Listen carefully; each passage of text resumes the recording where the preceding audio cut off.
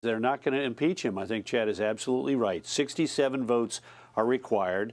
Let's assume all 50 Democrats vote for it. That means you need to have 17 Republicans vote to impeach the president.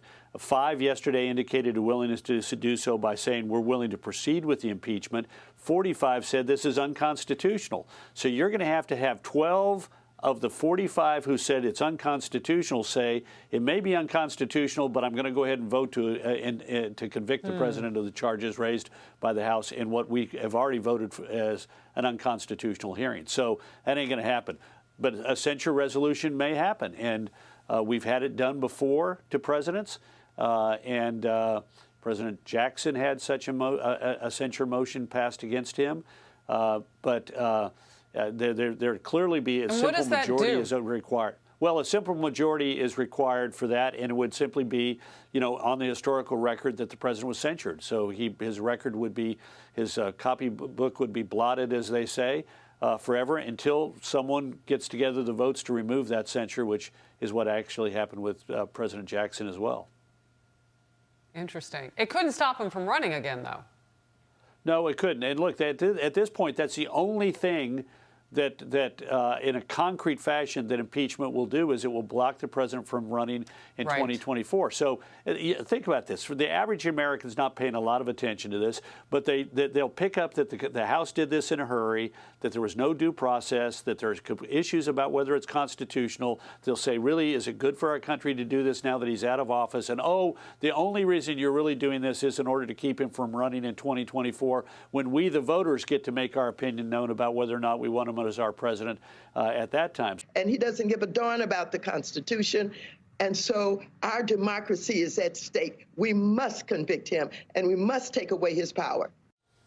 In 2001 and 2005, Maxine Waters was helping lead the effort to not certify the results of the 2 elections that put George W. Bush in the White House. Look, she is I don't care if Jesus came and was elected as a Republican president, she would find fault with him and call for their impeachment or not for their certification of the election.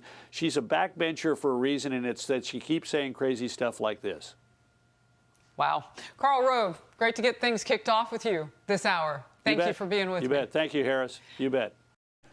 No Democrat will ask whether Maxine Waters incited violence when she literally told her supporters, and I quote, that if you see a member of the Trump administration at a restaurant, at a department store, at a gas station, or any place, you create a crowd and you push back on them. Is that not incitement? We can do this. We must do this, and we will do this. I'm now going to sign the executive order to meet the climate crisis with American jobs and American ingenuity. And I want to thank you all. I'm going to go over and sign that now.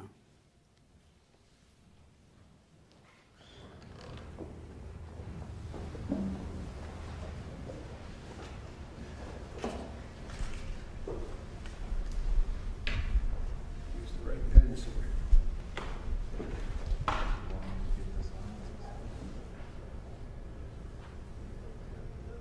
The first order I'm signing is tackling the climate crisis at home and abroad.